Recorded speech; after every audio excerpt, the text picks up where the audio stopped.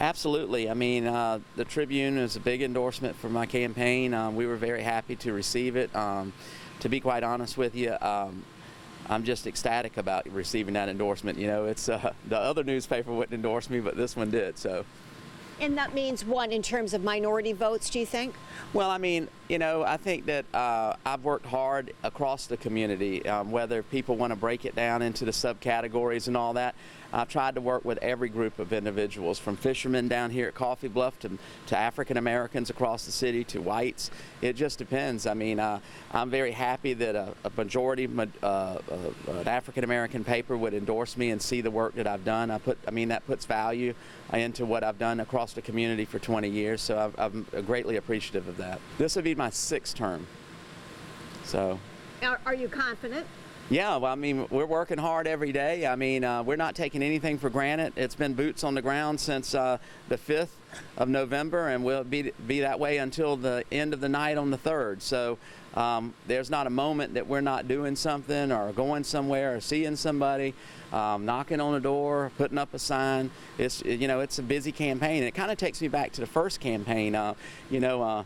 In my 3rd election, I didn't have an opponent. My 4th election, I didn't have an opponent. Last election, I had 3 opponents. And then this election, I have a runoff. So I've kind of been through the whole gamut, of having landslides to no opponent to a runoff. So this kind of, if there's a book, this completes the book here. And so we're here at the Coffee Buff.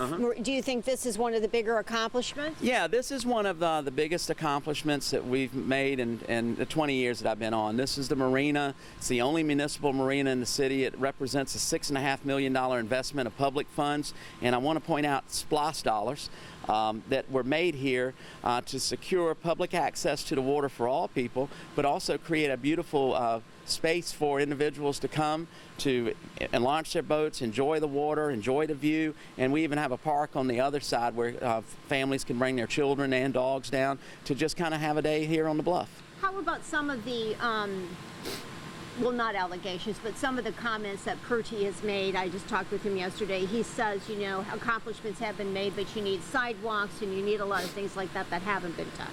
Well, we are building sidewalks. I've built miles of sidewalks throughout the district over the 20 years, so those are unfounded.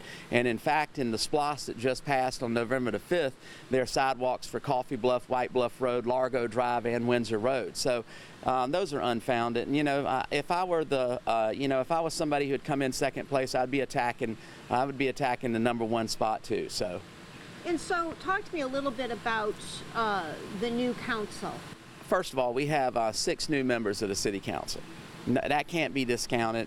They're going to come in with their own opinions, their own views, and this group of 9 is going to have to come together to work to the benefit of all of Savannah.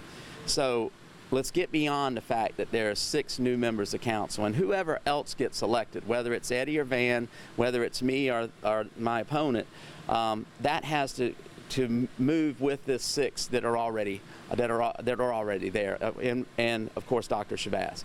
So working together, I mean, I personally am looking forward to the future. I'm not already discounting it. So I think folks need to look as for opportunities, not to look for ways to divide us already. Right, and I did notice, I think, if I read correctly, that the Tribune said one of the reasons they were endorsing you is because of your longevity, in terms of, I guess, being able to bring longevity to the table with the new people. Do you think that's... Well, I think some of that has to do with institutional knowledge. I mean, for one, I've been there for 20 years. I know everything about that charter.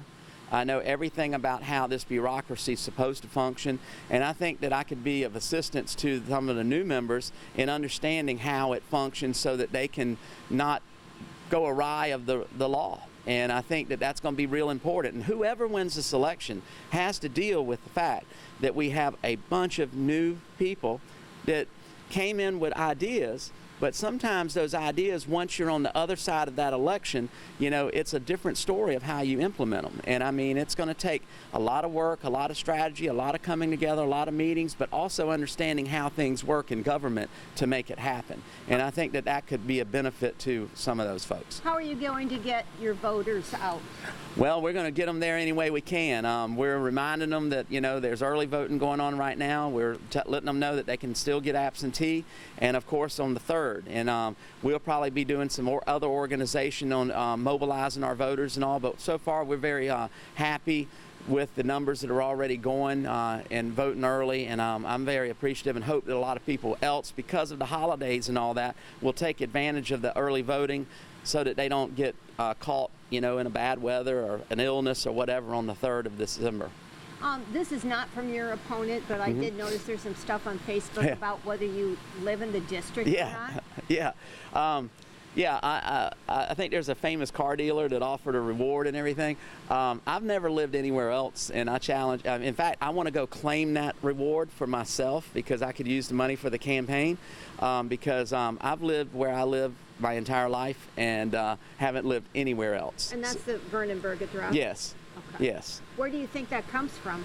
I don't know. They said that about Edna Jackson 10, 12, 15 years ago when she was in office and when she was first running. And I just think it's just minutia that's put out there for people, to feed the rumor mills. I must be the most popular alderman in town because there's more fan sites dedicated to me than anyone else in the council combined. So I have to accept that reality that there's people out there that like to rumor and talk.